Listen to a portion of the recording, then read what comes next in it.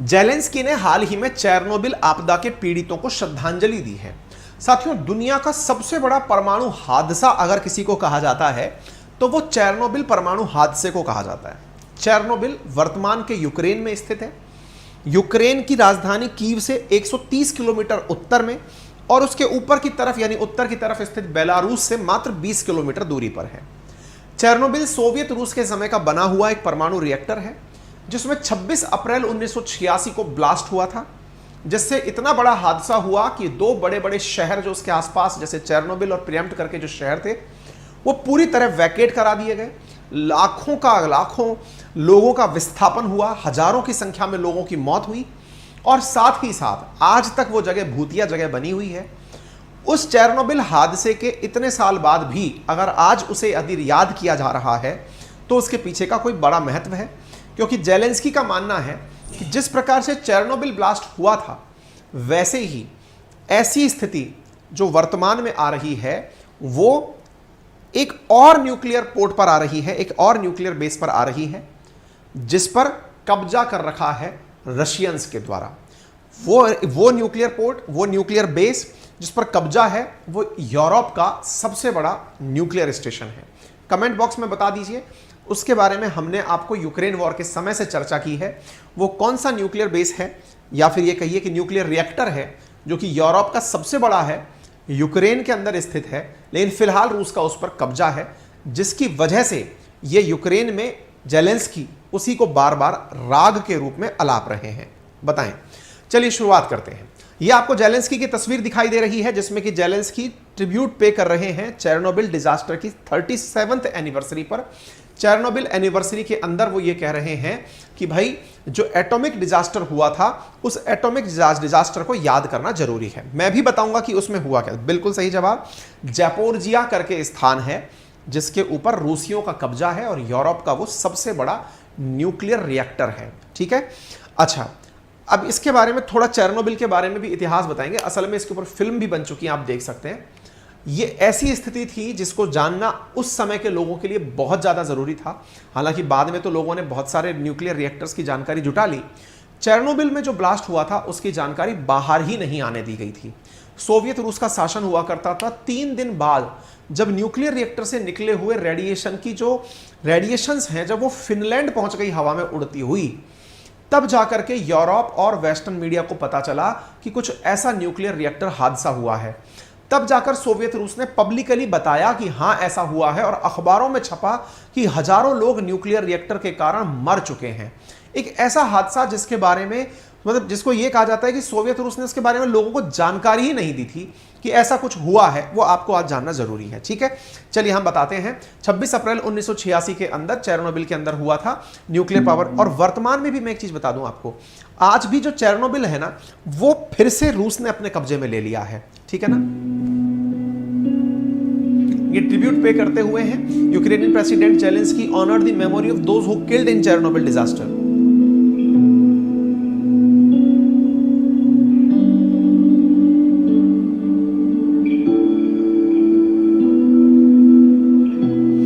बहुत ज्यादा सिग्निफिकेंट क्यों है? ये सिग्निफिकेंट है दुनिया को ये याद दिलाने के लिए। देखिए, जितने भी मतलब समारोह आयोजित किए जाते हैं ना, उनके पीछे का एक बहुत बड़ा उद्देश्य होता है। उनके पीछे का एक बहुत बड़ा उद्देश्य होता है। कोई भी आयोजन जब होता है तो उसका उद्देश्य ये नहीं होता कि हम श्रद्धांजलि अर्पित करके फुटेज में आना चाहते हैं। लोगों को ये याद दिलाना। इतिहास की सबसे बड़ी जिम्मेदारी क्या है? वर्तमान को सुधारना। वर्तमान कैसे सुधरे? जब इतिहास को बार बार याद दिलाया जाए कि देखिए ऐसा हुआ था। अपने यहाँ एक कहावत है ना, दूध का जला छाछ को भी फूंक देकर पीता है। तो दूध के जले को ये याद दिलाओ कि देख भाई तू पहले जल गया था। ऐसी स्थिति में आज की जो युवा पीढ़ी है, आप में से कई लोग ऐसे हैं जो 20s में हैं, उन्हें हो सकता है चेरनोबिल हादसा किताबों में पढ़ने को मिला हो। ये सारे वो इंसिडेंट्स हैं जो ये याद दिलाते हैं कि क्या हुआ था। क्योंकि इस कारण से हम जो इंपॉर्टेंट डेट्स याद करते हैं वो क्यों याद करते हैं? क्योंकि इनकी वजह से हम उस घटना को वापस याद करते हैं। याद करने से क्या होता है? वैसी हरकतें दोबारा ना हो जाएं, इसकी हम तैयारी करते हैं। ठीक है, तो आप यहां पर देख सकते हैं जेलेंस्की जो है वो अपने द्वारा बयान देकर के यही कह रहे हैं कि भाई मैं उन लोगों को श्रद्धांजलि अर्पित करता हूं जिन्होंने अपने प्राण गंवाए थे चेरनोबिल हादसे में, और दुनिया से ये गुजारिश करता हूं कि ऐसा हादसा फिर ना हो, क्योंकि परमाणु रिएक्टर को ये नहीं पता है कि मैं इस बाउंड्री में हूं तो मैं इसी का नुकसान करूंगा। अगर रिएक्टर फटता है तो वो सबका नुकसान करता है, और अगर सबका नुकसान करता है तो इसके लिए हमको उस बारे में बहुत ज़्यादा एग्रेसिवली काम करने की ज़रूरत है।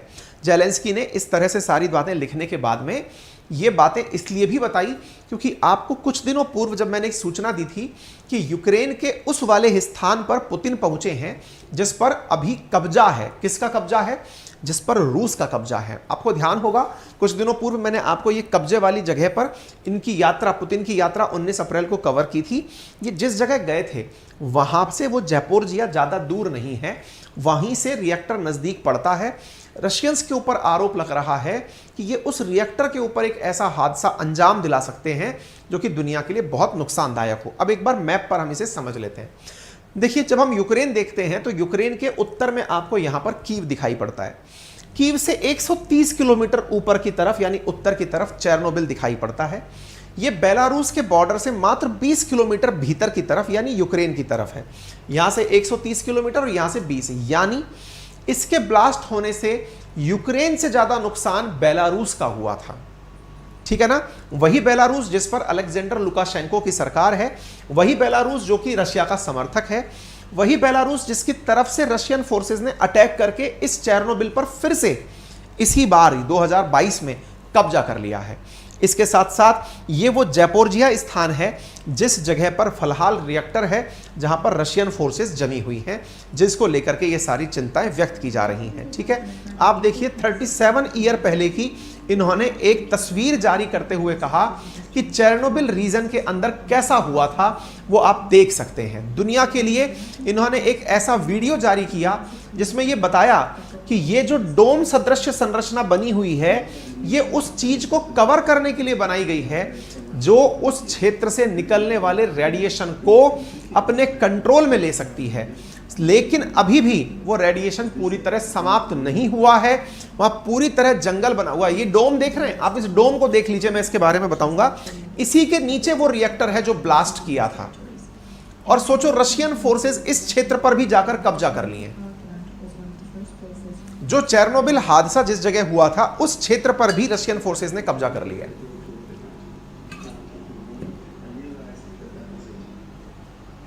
ठीक है, चलिए अब मैं आपको पूरी कहानी बताता हूं कि चेरनोबिल में आफ्टर ऑल हुआ क्या था, कैसे केवल एक झटके के अंदर पूरा की पूरा शहर जो है वो मुर्दा बन गया था। क्या कहानी है, तस्वीरों से पता चलती है।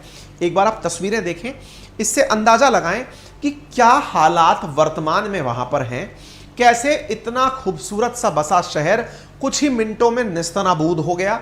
आज भी इसे मुर्दा घर के रूप में ही ट्रीट किया जाता है, कोई व्यक्ति यहां रहने नहीं जाता। हालांकि चूंकि रेडिएशन का प्रभाव 35-37 सालों में कम हो गया है, इसलिए लोग इसे देखने जरूर जाते हैं टूरिज्म के रूप में। अच्छा, आजकल ना एक अलग प्रकार का टूरिज्म प्रमोट हुआ है, दैट इज डार्क टूरिज्म।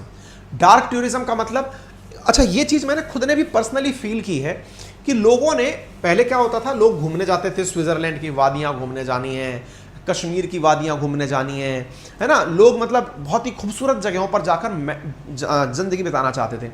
आजकल टूरिज्म में एक नयापन आया है, और वो क्या है, जो एकदम वीरान जगह हो गई हैं, सुनसान जगह हो गई हैं, उनका विजिट कर रहे हैं लोग। आपको जानकर आश्चर्य होगा कि लोग चेरनोबिल को देखने जा रहे हैं कि यहां हुआ क्या था। अब आप सोचो कि भाई मरना है क्या वहां जाकर, शायद लोग ऐसी ऐसी जगह जा रहे हैं। अफगानिस्तान के लिए टूरिज्म का वीजा लग रहा है कि सर अफगानिस्तान देखने जाना है कितना बर्बाद हुआ है, सीरिया देखने जाना है, लेबनान देखने जाना है कि वो कितना गरीब हो गया है, वेनेजुएला देखने जाना है वहां कैसे लोग बोरी में भर के पैसे लेके जाते हैं। तो जो चर्चाएं हैं ना, आजकल लोग उसे घूमने में बदल रहे हैं, और ये डार्क टूरिज्म कहलाता है। तो अब चेरनोबिल में लोग डार्क टूरिज्म के लिए जा रहे हैं। हुआ क्या था, तो कहानी सुनिए आप। आज से करीब 37 साल पहले 26 अप्रैल की सुबह चेरनोबिल परमाणु संयंत्र में विस्फोट हुआ था, जिसे दुनिया का सबसे बुरा परमाणु हादसा कहा जाता है। अच्छा, लोगों में इस बात को लेकर अभी तक क्लैरिटी नहीं है कि यह हादसा हुआ कैसे था। वैज्ञानिकों का मत है कि इसकी जो तकनीकी थी ना, जिस तकनीकी से परमाणु रिएक्टर बनाया गया था, उसी में ही एक बहुत बड़ा फॉल्ट था। वो फॉल्ट क्या था मैं वो आपको बताऊंगा, किस प्रकार से वो ब्लास्ट हुआ था वो भी मैं समझाऊंगा, जो कि अमेरिकी वैज्ञानिकों का मत है।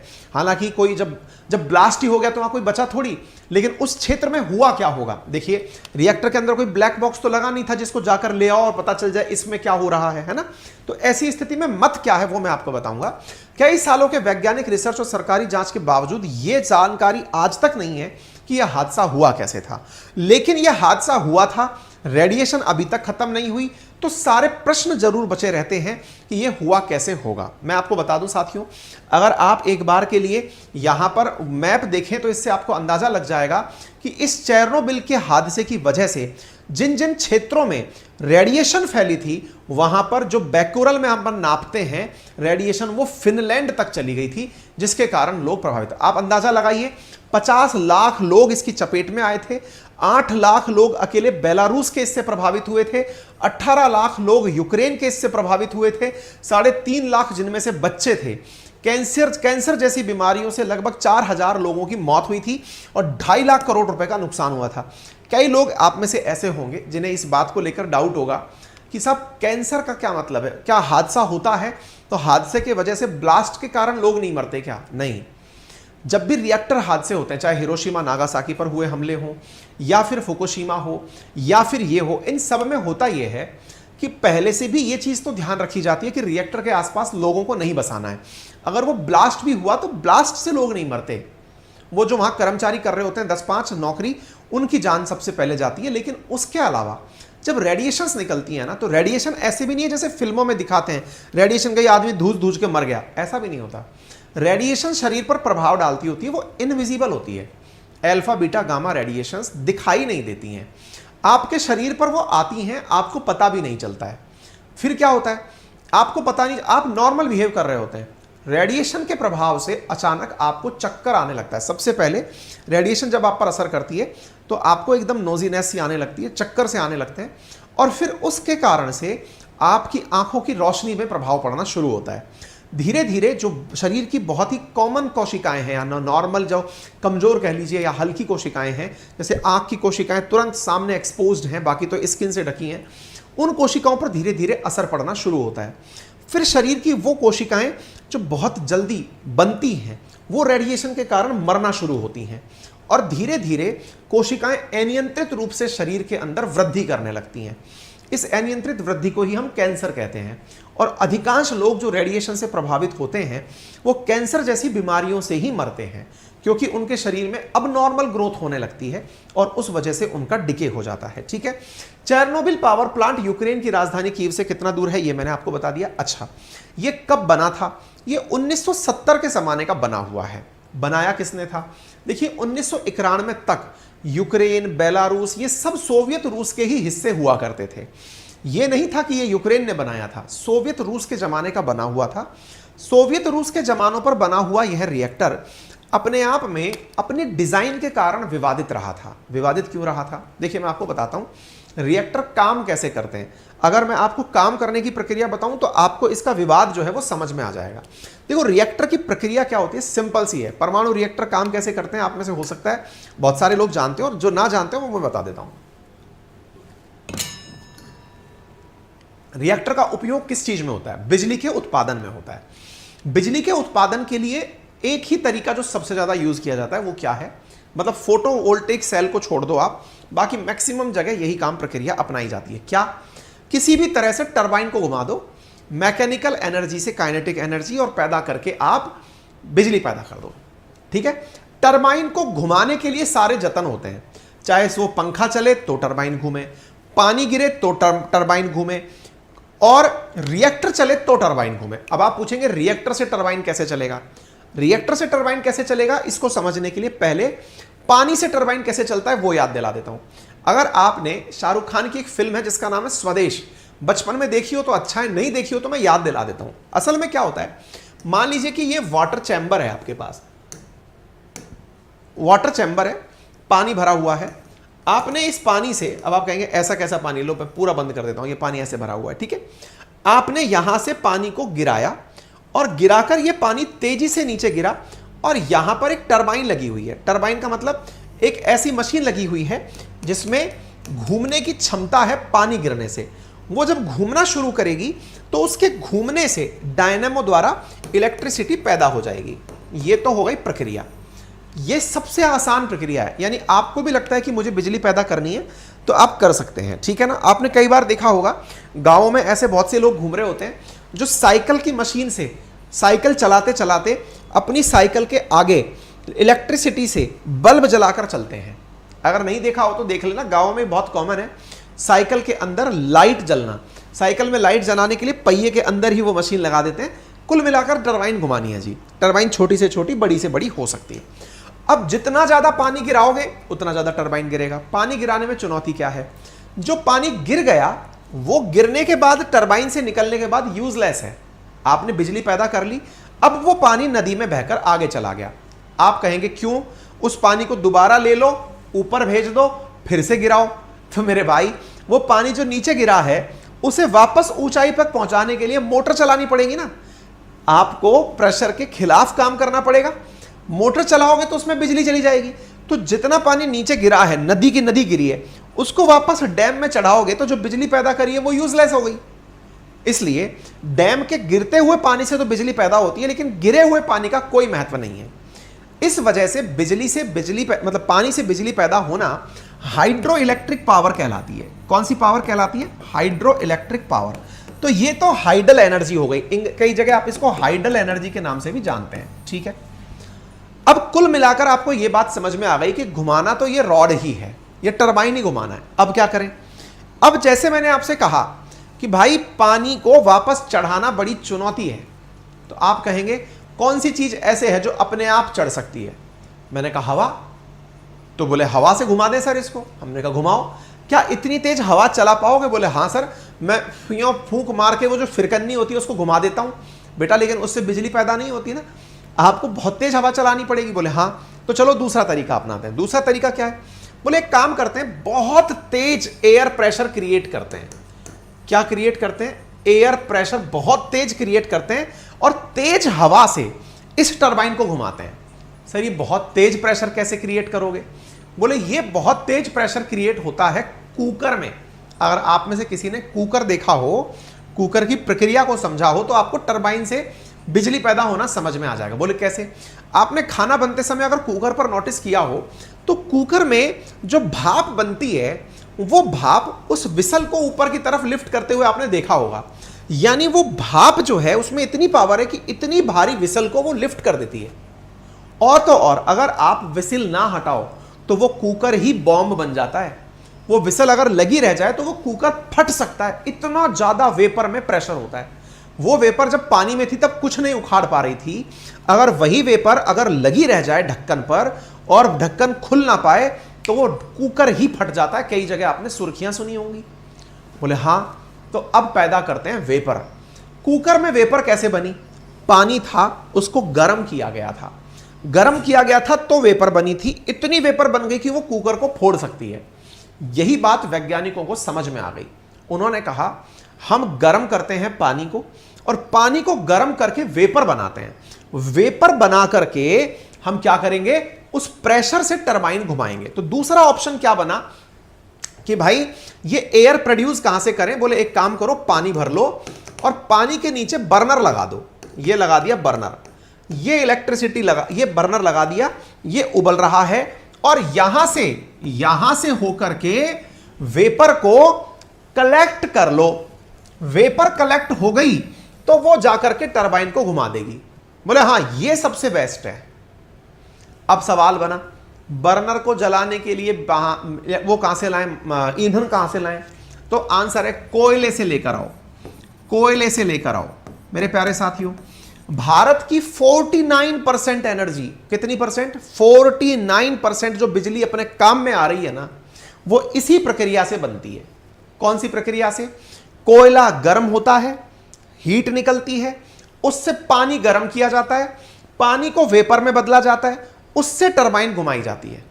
ठीक है, इसे थर्मल पावर कहते हैं। थर्म किया गया, उससे बनी हुई बिजली कहलाती है, थर्मल पावर कहलाती है। इतनी समझ में आ गई? आपके दिमाग में फिर सवाल आएगा, लेकिन सर इसके लिए तो पानी जरूरी है। पानी नहीं होगा तो वेपर कौन बनेगा? हमने कहा बहुत सही। इसीलिए थर्मल पावर प्लांट अक्सर पानी के बगल में बनाए जाते हैं। जहां पानी होता है वहीं पर थर्मल पावर प्लांट बनाए जाते हैं।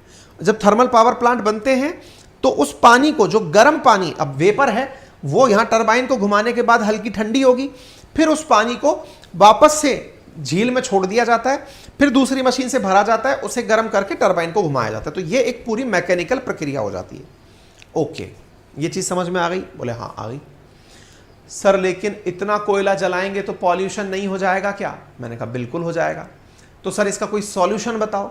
मैंने कहा पॉल्यूशन का सॉल्यूशन तो है। बोले क्या? इस जगह, कोयले की जगह यूरेनियम 235 यूज कर लो। यूरेनियम 235 यूज कर लो। यूरेनियम 235 क्या है? हमने कहा रेडियो एक्टिव पदार्थ है। सर ये तो बॉम्ब में काम आता है। मैंने कहा भाई ये बॉम्ब में तभी काम आता है जब ये अनकंट्रोल्ड तरीके से, किस तरीके से? अनकंट्रोल्ड तरीके से फूटता है। अगर आप इसे कंट्रोल्ड तरीके से चलाओगे तो ये आराम से हीट प्रोड्यूस करेगा, कोई भी प्रदूषण नहीं होगा, आप बचे रह जाओगे। बोले ओके। यहीं से आइडिया निकलकर आया न्यूक्लियर पावर रिएक्टर का, जिसमें कोयले को रिप्लेस किया गया था यूरेनियम से। यूरेनियम के ब्लास्ट से जो एनर्जी पैदा होती है, अब आप पूछेंगे ब्लास्ट में पानी कैसे मिलाओगे, ठंडी हो जाएगी? अरे भाई एक बॉक्स के अंदर ब्लास्ट चलने दो, बॉक्स के चारों तरफ पानी बहने दो, बॉक्स के चारों तरफ पानी बहेगा, बॉक्स के अंदर ब्लास्ट हो रहे हैं, चारों तरफ पानी बह रहा है, वो पानी भाप बन रहा है। बोले कैसे? अरे कई बार आपने कभी गर्म बर्तन को ठंडे पानी में जब डाला होगा तो अचानक धुआं उठती है। एग्जैक्टली ऐसे ही उस बॉक्स में जहां यूरेनियम फट रहा है, गर्मी पैदा कर रहा है, उसके चारों तरफ पानी बहाओ और पानी बहाने से भाप बनाओ। दुनिया का कोई भी रिएक्टर ऐसा नहीं है, परमाणु रिएक्टर, जहां पर यह तरीका ना अपनाया जाता हो। वहां पर सब जगह अल्टीमेटली घूमना किसको है? टरबाइन को घूमना है। मैंने आपको nuclear reactor, power reactor, thermal reactor सब समझा दिए, ठीक है? तो फिर गति की दिक्कत क्या हुई रूसियों के साथ, बताता हूं। असल में जो ये रिएक्टर के अंदर यूरेनियम आपने डाला, इसको कंट्रोल करने के दो तरीके थे। क्या तरीके थे? तरीका यह था कि यूरेनियम को कंट्रोल करने के लिए कई बार कंट्रोल में भी हैवी वाटर डाल दिया जाता है। हैवी वाटर मतलब इसकी गति को नियमित करने के लिए हैवी वाटर डाल दिया जाता है। और कई जगह कंट्रोल रॉड डाल दी जाती है यूरेनियम की अभिक्रिया को कंट्रोल करने के लिए। रूसियों ने यूरेनियम की अभिक्रिया को कंट्रोल करने के लिए रॉड डाली हुई थी। बोले अच्छी बात है।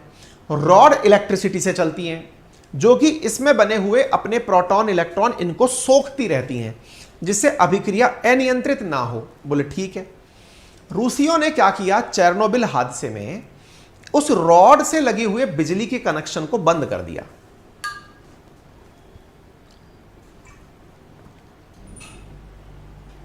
यूरेनियम में इन जनरल क्या होता है कि उसको कंट्रोल करने के लिए शीतलक के रूप में, कंट्रोल के रूप में हैवी वाटर, बेरिलियम रॉड्स, इनका यूज किया जाता है। इन्होंने केवल रॉड का यूज किया हुआ था, इलेक्ट्रिसिटी से संचालित थी वो। रेगुलर मरम्मत के नाम पर किसी बुद्धिजीवी ने उन रॉड से जुड़े हुए कनेक्शन को ऑफ कर दिया। रिएक्टर तो चल रहा है, लेकिन अच्छा माफी चाहूंगा, रिएक्टर तो बंद है। रिएक्टर बंद है? जी हां, बिजली का उत्पादन बंद है क्योंकि बिजली चेक हो रही है। अच्छा, लेकिन वो महामानव ये भूल गया कि बटन बंद करने से यूरेनियम का फटना बंद नहीं हो जाता। यूरेनियम का फटना अगर बटन बंद करने से रुक जाता तो इतना महंगा खर्चा करने की जरूरत क्या थी? और हुआ यही चेरनोबिल के अंदर। ये जो यूरेनियम यहां गर्म करने के लिए रखा था, यही चेरनोबिल में यूरेनियम कंट्रोल रॉड का कनेक्शन ऑफ होने से और बिजली उत्पादन रुकने से ये अनकंट्रोल्ड हो गया। अनकंट्रोल्ड कैसे? बोले भाई अपन को रोकने वाला कोई है ही नहीं, तो अपनिच तो फटेगा।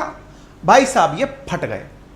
ये फटे ऐसे कि उसके ऊपर जो चेरनोबिल रिएक्टर था, 4 रिएक्टर थे वहां पे आसपास, 1 2 3 4 में से एक रिएक्टर जिसमें ये बिजली का कनेक्शन चेक करते समय, जैसे होता नहीं है कई बार अपना मोबाइल या लैपटॉप नहीं चल रहा होता तो अपन लोग क्या कहते हैं, अरे एक काम कर दोबारा रीस्टार्ट कर ले, तो कोई अपना जैसा देसी भाई वहां रहा होगा मैकेनिक के नाम पे, उसे पता ही नहीं कि केमिस्ट्री क्या चल रही है। उन भाई साहब ने बटन बंद करके, अरे चेक कर भाई लाइट कहीं और से तो नहीं आ रही, बोले तार वार सही करने, बोले बटन बंद कर ले। वो बटन बंद किया भाई साहब, ये यूरेनियम अनकंट्रोल्ड रूप से चलता रहा। इतनी हीट प्रोड्यूस हुई कि उसने प्रेशर से बॉम्ब की तरह विस्फोट किया। आपको जानकर आश्चर्य होगा, इस रिएक्टर की जो छत थी ना, वो छत 1000 टन, अब आप सोचो 1 टन में 1000 होता है और 1000 हो गया, यानी कुल मिलाकर 6 जीरो हो गई। 1000 टन की कंक्रीट वॉल बनी हुई थी ऊपर, लोहे से और कंक्रीट से बनी हुई वॉल थी, रिएक्टर जिसके नीचे था। इतना मसाला लगता है, रिएक्टर बनना बहुत मुश्किल काम होता है, इसलिए इतना आसानी से नहीं बनता, इसमें खर्चा बहुत आता है। 1000 टन बनी कंक्रीट की वॉल को इसने यो चुटकी में उड़ा दिया, धूम से गायब। भाई साहब ये गायब हो गया, वहां जो थे वो तो निमट लिए, उनको तो पता ही नहीं चला, किसी और को भी पता नहीं चला। लेकिन इस बीच में यूरेनियम ने अपनी अभिक्रिया नहीं रोकी। भाई यूरेनियम फट गया इसका मतलब ये थोड़ी कि अभिक्रिया खत्म हो गई। यूरेनियम तो जहां है उसका तो फटना अभी भी निरंतर जारी है, निरंतर जारी है। तो उसके चारों तरफ जो पानी घूम रहा है वो पानी भी अभी भी चल रहा है। अब मुसीबत यह है कि कोई पहले तो पानी को रोको। क्यों? क्योंकि पानी अनकंट्रोल्ड हो गया तो फिर वो पानी ब्लास्ट मारेगा नीचे के टैंक में, उस टैंक से बाकी 3 टैंक और जुड़े हुए थे, फिर वो और रिएक्टर ब्लास्ट मार जाते। ऐसी मुसीबत हुई। इसके ऊपर फिल्में बनी हुई हैं, फिल्म देख सकते हैं, नेटफ्लिक्स वगैरह पे डली है चेरनोबिल के ऊपर फिल्म। ठीक है, तो भाई साहब ऐसी स्थिति में यहां पर इस यूरेनियम को कंट्रोल करने की जो प्रक्रिया थी वो बाहर निकल गई। अब नहीं हो पाएगा कंट्रोल। अब क्या करें? अब इन्हीं लोगों ने, सोवियत रूस वालों ने, किसी को बिना बताए वैज्ञानिकों की आपात बैठक बुलाई। अरे आओ सब लोग बताओ ये हुआ क्या है। फिर लोगों ने कहा कि सर यूरेनियम फटा है, इसको रोकने का तरीका, बोले ऊपर से वो सब चीजें डालो जो कि न्यूक्लियर रिएक्टर की अभिक्रिया को शांत करती हों। तो भाई साहब हजारों टन हेलीकॉप्टर से, MI विमानों से सामान नीचे डाला गया जो रिएक्टर के रेडिएशन को शांत करे। लेकिन रेडिएशन ढकती थोड़ी है, रेडिएशन तो दीवारें फांद के भी बाहर आती है। हमने तो पढ़ा है अल्फा बीटा गामा विकिरणें कैसे कैसे कहां से निकलती हैं। वो तो भाई साहब रुक नहीं सकती। फिर जैसे तैसे करके उस गर्मी को तो शांत किया गया, और गर्मी को शांत करके फिर लोगों को नीचे उतारा गया। उनको वही सारे मास्क वास्क सूट वूट पहनाकर जाकर पहले 3 लोग तैयार किए गए, जिनसे ये कहा गया कि तुम जाओ और नीचे पहले वो बटन बंद करके आओ पानी का, जो कि औरों को फटने से रोकेगा। 3 लोग तैयार हुए, उनके नाम बताऊंगा मैं। वो 3 में से 2 तो आज भी जिंदा हैं, वो इतना अच्छे से लोग गए थे वहां पर। वो पानी का बटन बंद किए ताकि दूसरी जगह पानी ना जाए। फिर उसके ऊपर कंस्ट्रक्शन शुरू हुआ कि भाई इसको यहीं की यहीं ढक दो। लेकिन वो चीज जो बनाई थी वो भी 2-3 साल ही चल पाई। फिर यूक्रेन के हिस्से में आ गया वो चेरनोबिल। फिर यूक्रेन वालों ने उसके ऊपर एक बहुत भव्य सी, जो मैंने आपको दिखाई थी ना दीवार वाली जो बिल्डिंग है, वो बनाई। अभी रेडिएशन उसके भीतर घुसी हुई है। उसको अगर वो दीवार कभी कल को फट गई, उसकी एक उम्र होती है, और वो फट गई तो आगे का मामला भी फट जाएगा। ये था चेरनोबिल हादसा, मैंने कहानी के रूप में सुना दिया है।